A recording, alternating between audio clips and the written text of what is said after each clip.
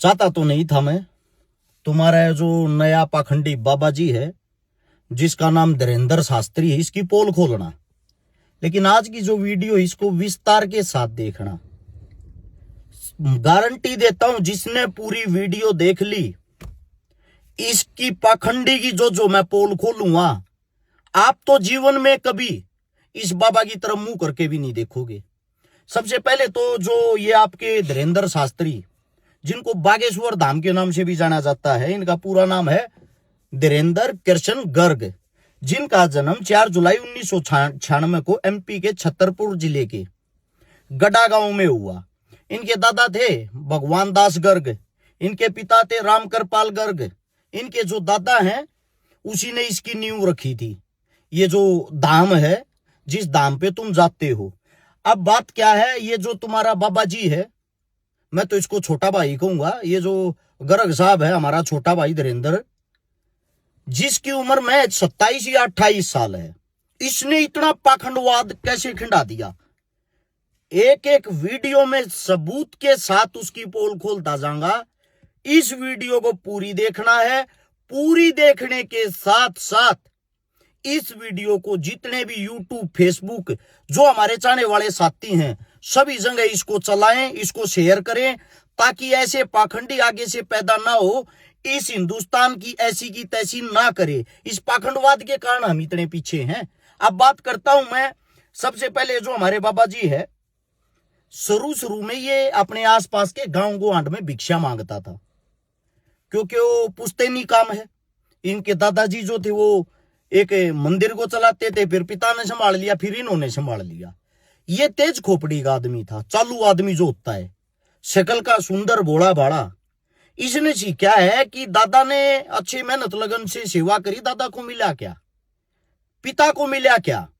एक मंदिर की सेवा करके शायद कुछ नहीं मिलता। अगर किसी को कुछ मिल सकता तो वो मिल सकता लोगों में पाखंडवाद घुसाने से। अब इन्होंने बचपन से ही पर्ची बनानी शुरू कर दी। बचपन से ये भगवान बन गया, जिनकी डायरेक्ट भगवानों से फोन पे बात होने लगी। अब सबसे पहली चीज तो अच्छे से जान लीजिए, आप सभी को बता देता हूं, इसका एक छोटा भाई भी है जिसका नाम है शालिग्राम गर्ग। उसको सौरव कहते हैं, सौरव भैया। इसकी एक बहन भी है। अब बहन को तो छोड़ दीजिए, दोनों भाइयों की बात करते हैं। इसका जो भाई है ये सौरव भैया हमारा, ये भी लाल बाणा लाल चोला पहन के अपने भाई के साथ इसको संभालता है। किसको? धाम को। अब सबूत के साथ आप नीचे सब कुछ देखते जाना। जो ये सौरव जी है, इनको एक बराबर में SC ST समाज के अंदर, दलित समाज के अंदर एक गरीब बेटी की शादी थी। उस शादी के अंदर जाके मारपीट की, तोड़फोड़ की और तमंचा निकाला। नशा करते हुए तमंचा निकाल के तमंचा घुमाया, जिसके तहत मुकदमा दर्ज हुआ, जिसमें SC ST एक्ट लगा। बात है 11 फरवरी की। और जो धारा लगी उसके अंदर, वे धारा लगी 294, 323, 506, 427। इसके तहत बमीठा थाना पुलिस के पास मामला दर्ज हो गया। अब मामला दर्ज हो गया तो बागेश्वर बाबा जी की डायरेक्ट जब भगवानों से ही बातें हैं, तो अपने भैया को ऐसे की ऐसे छुड़ा लाए। अगर कोई गरीब आदमी होता तो शायद 3 महीने से पहले जमानत का कोई प्रावधान नहीं था। अब इससे आगे आते हैं, इन दोनों भाइयों को ही जो हिंदू राष्ट्र बनाने की बात करते हैं, दलितों से बड़ी शिकायत रहती है। वीडियो के अंदर आप देख सकते बस छूना नहीं है, मैं अछूत आदमी हो। एक दलित पैर छूता तो बाबा जी कहते हैं दूर रहो हमारे से, हमारे पैरों को हाथ मत लगाओ वरना हम अछूत हो जाएंगे। छोटा भाई तो पीटता है दलितों को तमंचे के साथ, नशे करके, नशे की धुत हालत में। और बड़ा भाई दलितों से दूर रहता है। और वही दलित जिनकी सबसे बड़ी संख्या, सबसे बड़ी शक्ति है, जिनको बाबा साहब भीमराव अंबेडकर जी ने लड़ना सिखाया था, वो आज हिंदुत्व के नाम पे इनके झंडे उठाते हैं। हमारे देश का दुर्भाग्य है। अब इससे आगे आते हैं कि दलितों को वो हिंदुओं में गिनते ही नहीं है। फैक्ट है, सच्चाई है, रियलिटी है। मानो या ना मानो, इस देश के अंदर से छुआछूत ना मिटा था, ना मिटा है। और यही हालात रहे। पढ़ा लिखा आदमी, बाबा साहब भीमराव अंबेडकर को, ज्योतिबा फुले को, भगत सिंह, राजगुरु, सुखदेव, चंद्रशेखर, जब तक इनकी विचारधारा को आगे लेके चलने वाला इंसान नहीं आएगा, ये देश इस पाखंडवाद से कभी बाहर नहीं निकलेगा।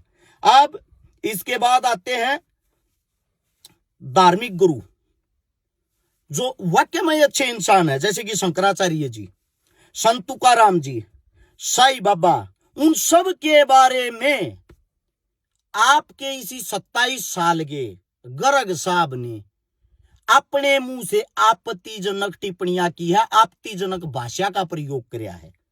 आप चेक कर सकते हो नीचे। और फिर उन इंसानों से माफिया भी मांगी है। क्या किया है? माफिया मांगी है। क्यों? क्योंकि इनको यह लगता है कि वो आपसे ज्यादा विद्वान हैं, आपसे ज्यादा पढ़े लिखे हैं, वो रियलिटी के ज्ञानी आदमी हैं। लेकिन भारतीय जनता पार्टी का जो मुखोटा पहन के ये धीरू भाई घूम रहा है, इसका कार्य ये है, जो पार्टी के विपक्ष में जाएगा उसका तुझे सत्यानाश करना है, उसकी तुझे खिलाफत करनी है। इसको खुली छूट दे रखी है। अब इसके बाद आपको एक बात बताता हूं, ये सपोर्ट किनको करता है, वीडियो देख लेना। आशाराम के बारे में इनके क्या शब्द, क्या विचार हैं। आशाराम बापू, उनको भी मिले नहीं है, पर वीडियो पर ही देखा है। क्या कहेंगे उनके बारे में? भगवान की, सब अपनी जगह सब ठीक है। आपको पता है कितने गंभीर आरोप है उनके ऊपर? बिल्कुल आरोप है। तो कुछ कहना नहीं चाहेंगे? क्या कहेंगे, सब अपनी जगह, सब लोग अपनी जगह ठीक होते हैं। इन्होंने बोला अच्छे इंसान है, बड़े अच्छे इंसान है। प्रेस रिपोर्टर कहती है कि इन पे बलात्कार जैसे संगीन अपराध साबित हो चुके हैं, कोर्ट सजा सुना चुका है, फिर भी आप इनको अच्छा इंसान मानते हो। राम रहीम, जिस पे अपराध साबित हो चुके हैं, बलात्कार के, मर्डर के, ऐसे इंसानों को ये अच्छा इंसान मानता है। साथ में राम रहीम को जमानत दे, वो पैरोल दे देती है बार बार सरकार। आशाराम जिनको जमानत मिल गई, ऊपर से सजा होने के बाद भी, इसका रीजन क्या है? इसका रीजन और इसके फैक्ट पर बाद में बात करेंगे। अब बलात्कारी को सपोर्ट कौन कर सकता है? बलात्कारी को सपोर्ट करेगा वही विचारधारा रखने वाला इंसान। अब आप कहोगे ये क्या बात बोल दी? अब यही बात मैं आप लोगों को बता देता हूं। ये एक वीडियो सुनो एक शख्स की। बगेसरा लड़की का सप्लायर है। मध्य प्रदेश से 48,000 लड़की को ये देह व्यापार और इधर उधर बेचा है। अखबार में आई हुई खबर देखो, इसमें लिखा हुआ 48,000 लड़कियां गायब हो चुकी हैं, जिनका कोई अता पता नहीं। इसी बागेश्वर धाम के आसपास की, गांव की, गवाहंड की, शहर की लड़कियां। आखिर बाबा जी इन लड़कियों का करता क्या है? सबसे बड़ा सवाल ये मैं नहीं, हर शिकारा नहीं कर रहा, वहीं का इंसान, वहीं का ये शख्स, वहीं का नेताजी कह रहा है, लड़कियां सप्लाई करता है। क्या करता है? लड़कियां सप्लाई। और साथ में आप लोगों को एक बात और भी बता देता हूं, ये एक फोटो है बाबा जी की, एक लड़की का चुंबन लेते हुए की, जो सबसे पहले वीडियो के माध्यम से पता लगा था। इसका सत्संग सुनने के लिए आई थी, इसकी कथा सुनने के लिए आई थी। और फिर 4 दिन बाद उसी कथा, जिसको इन्होंने बुलाया, जो लड़की इनको पसंद आई, 4 दिन बाद उसी के साथ आज से 4 साल पहले बाबा जी की चुंबन अवस्था में फोटो वायरल हो जाती है। अब यह फोटो नकली है या असली है, इसका फैसला आप लोग करोगे, क्योंकि 4 साल पहले एआई नहीं था। एआई अभी आया है 1 साल से, तो आप इस फोटो को एआई नहीं बोल सकते। ये 4 साल पहले 2021 में वायरल हो चुकी है। अब इसके बाद अगली बात जो आती है, बाबा जी पर्चा कैसे बनाते हैं?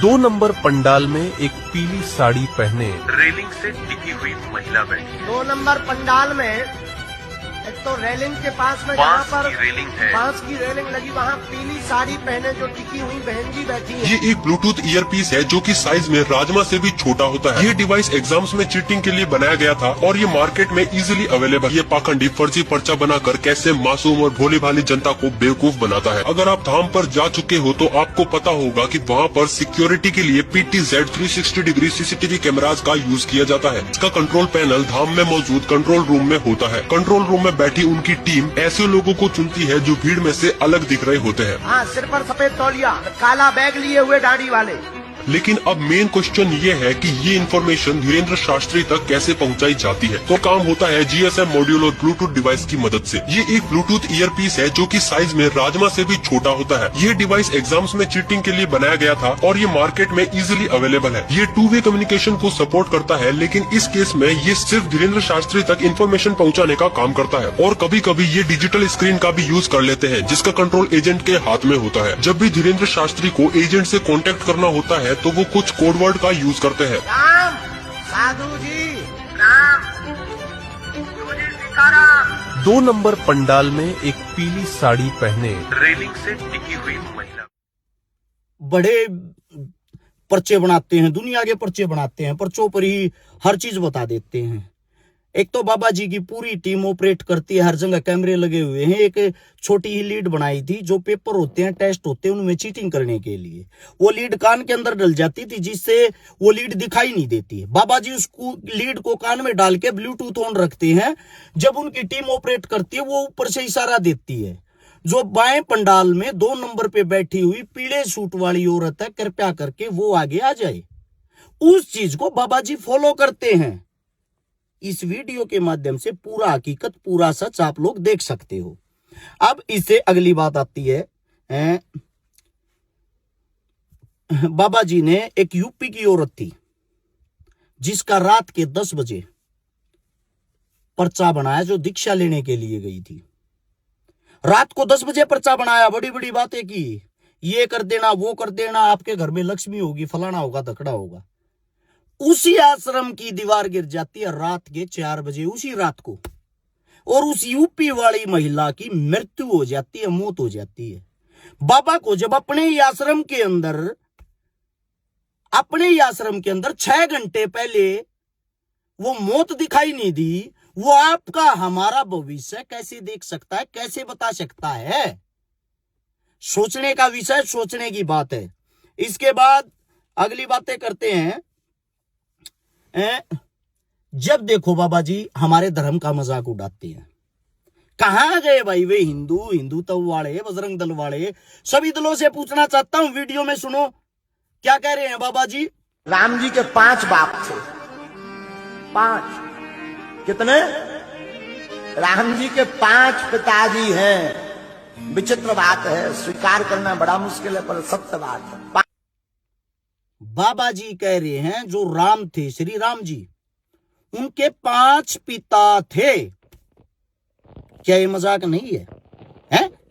रावण से डायरेक्ट ये बात करते हैं। एक बार हमारी रावण से बात हुई, फोन कॉल पर। अब ये मत पूछना कि नंबर क्या था, हुई तो हुई। एक बार हमारी रावण से बात हुई, हमने कहा क्यों दशानंद जी, माय डियर कैसे हो? उन्होंने कहा हेलो बागेश्वर वाले बोल रहे हैं। हम कहा जी। हम कहा भैया कैसे हो?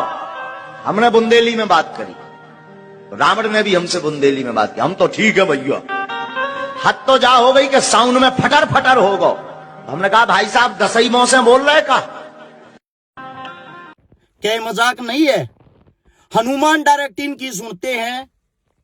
क्या ये हमारे धर्म का मजाक नहीं है? असल में तो ये मजाक उड़ना शुरू हुआ 2014 से, जब से भारतीय जनता पार्टी जो आई है। लोगों को जो धर्म की अफीम इन लोगों ने इतनी चटा दी। जिस वक्त राम मंदिर का उद्घाटन हुआ, उस वक्त पोस्टर लगे थे जगह जगह। मोदी जी एक 3 साल के बच्चे को उंगली पकड़ के चला के लाते हैं, यानी कि राम को छोटा राम बना रखा था, मोदी उससे बड़ा बना रखा था। हम जिस दिन से पैदा हुए हैं, हमारे बड़े बुजुर्ग गाड़ में से निकलते उन्होंने सिखाया बेटा राम राम करके लिखड़ा कर। इमारत राम राम करके लिखना सिखा रखा है, तो इसका मतलब राम तो पहले से ही, ये जो राम शब्द उसका पहले से ही प्रयोग किया जा रहा है, उसका उच्चारण हो रहा है। तो 2014 में मोदी उंगली पकड़ के राम को लेके आता है। क्या मोदी राम से भी बड़ा हो गया? क्या मोदी राम को लेके आया है? उससे पहले कुछ था ही नहीं। इसी के दरमियान उसी मंदिर के अंदर, राम मंदिर के अंदर, एक 23-24 साल का लड़का पांडे नाम का बैठाया गया, जो वहां का बड़ा वो बनाया है, पंडित बनाया, अधिकारी बनाया है, या उसको संभालने वाला बनाया है। उसकी दुनिया भर की लड़कियों के साथ छाया चित्र गंदी गंदी वायरल हैं।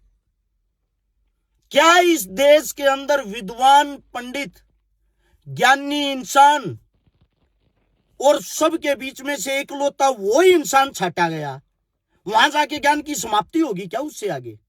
क्योंकि सरकार हर जगह खाने की जगह, कमाने की जगह, रोजगार को देखते हुए उस इंसान को बैठाती है जो सरकार का बेनिफिट करे, सरकार को फायदा पहुंचाए। अब मैं धीरेन्द्र शास्त्री जी से भी एक बात पूछना चाहता हूं। शास्त्री जी, आप खुद बताते हो मेरी पढ़ाई में कोई रुचि नहीं थी, कैसे भी गिर पड़ के मैंने 12वीं कर ली, उसके बाद बीए कर ली, बैचलर ऑफ आर्ट। तो इसका मेरे हिसाब से तो बीए तो अगर हम अपने हरियाणा की बात करें, राजस्थान की बात करें, बच्चा बच्चा करे घूम रहा है, बच्चा बच्चा हर इंसान कर लेता है, घर पे बैठ के भी कर लेता है।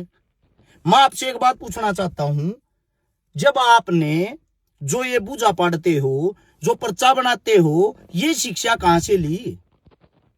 आप काशी से पढ़ के आए? आपने कोई धर्म पढ़ा, आपने कोई ग्रंथ पढ़ा, आपने ग्रंथ पढ़ा, गीता पढ़ी, रामायण पढ़ी, क्या पढ़ा है आपने?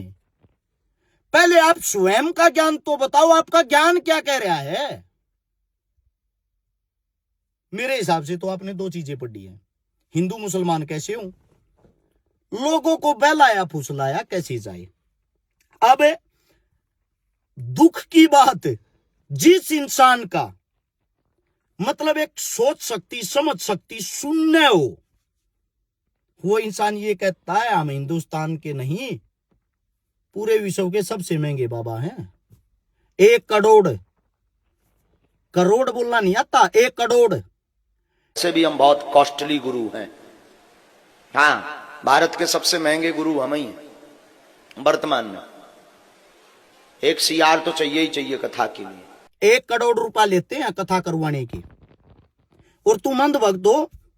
अगर कोई कथा को बेच रहा है तो खरीदार कौन खरीदता है? आप ही तो खरीद रहे हैं। हम अगर भागवत 50 लाख में बेच रहे तो आप ही खरीदते हैं, तो असली जिम्मेदार तो आप हैं। हम भले ही खूब दुकान सजा लें, आप ना खरीदो तो क्या हम खाक कर दें? हॉल में खूब भीड़ आ गई है भक्तों के, पागलों की यहाँ खूब फौज खड़ी हो गई है, पागल ही पागल जुड़ रहे हैं यहाँ रिकॉर्ड। तुम पागल हो, क्यों करवाते हो हमारे से, क्यों सुनते हो? सोचने की बात यह है, जिसको आप धर्म प्रचारक, धर्म गुरु, हिंदू का रक्षक, हिंदू का रखवाला समझते हो, वो इंसान अगर आपको हिंदू का प्रचार करने के लिए हरियाणा की किसी कोने में या हिंदुस्तान के किसी कोने में बुलाना, तो पहले 1 करोड़ रुपया तो बाबा जी की फीस देनी है। उसके बाद कम से कम 10 उनके भक्तों के लिए और उसकी टीम के लिए वैनिटी वैन होनी चाहिए। उसके बाद जिस भी क्षेत्र में जागा, जिस भी एरिया में जागा, जो पंडाल हो, कम से कम 40 से 50 लाख रुपए का वाटर प्रूफ टेंट चाहिए, बड़े वाला पंडाल। उसके बाद कम से भी कम 20,000 आदमियों की खाने पीने की व्यवस्था हो। बाबा जी के जो 200 पर्सनल आदमी आएंगे, 200-300 पर्सनल आदमियों की 200-300 पर्सनल सिक्योरिटी का खाना पीना A1 क्लास का होना चाहिए। उसके बाद बाबा जी तुम्हारे मुंह पर बैठकर तुम्हारे को पागल, बेवकूफ, भक्तों, इस लैंग्वेज में तुम्हारे को भड़का के, बहला के, फुसला के बाबा जी अपनी पैसों की गांठ बांध के चले जाएंगे। प्रोग्राम करवाने वाला हिसाब लगाता है तो पता लगता है प्रोग्राम तो 3 करोड़ रुपए में हुआ। यानी कि बाबा जी प्रचार करने के लिए आपकी जेब से 3 करोड़ रुपए लगा के तब आपका प्रचार करते हैं। हिंदुत्व का कोई फ्री में नहीं करते, कोई एहसान नहीं करते। अब ये जितनी यात्रा निकालते हैं, इसकी दुकानदारी उतनी बड़ी होती जाती है। उतनी बड़ी दुकानदारी होगी, उतने बड़े इसके रेट होंगे। अच्छा, अब आते हैं इससे अगली बात पे। आप बात करते हो हिंदू मुस्लिमों की। सबसे पहले तो एक बात समझ में नहीं आई, कहते हो ये टोपी वाले, ये मुल्ले, ये कटमुल्ले, इन शब्दों का कौन सा बाबा प्रयोग करता है, कौन सा बाबा उच्चारण करता है? धार्मिक गुरु मेरे को तो लगता नहीं कोई करता होगा, ना कोई हिंदू करेगा ना कोई मुसलमान करेगा।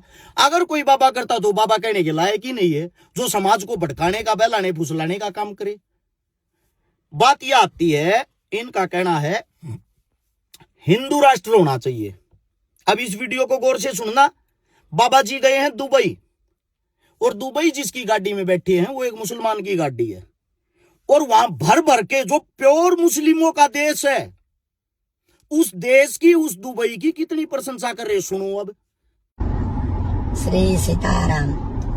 हम जो है आज दुबई आ गए हैं। बहुत अद्भुत जगह है। हमारी बहन जी पूनम बहन, हमारे प्रिय बड़े ही डॉक्टर अबू अब्दुल्ला साहब और